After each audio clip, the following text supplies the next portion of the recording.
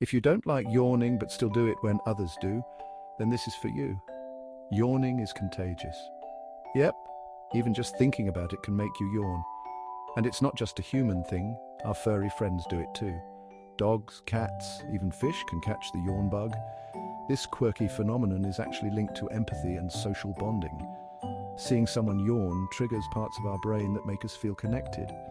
So next time you yawn because someone else did, give yourself a pat on the back. You're an empathetic superstar. Just don't blame us if you all end up yawning together.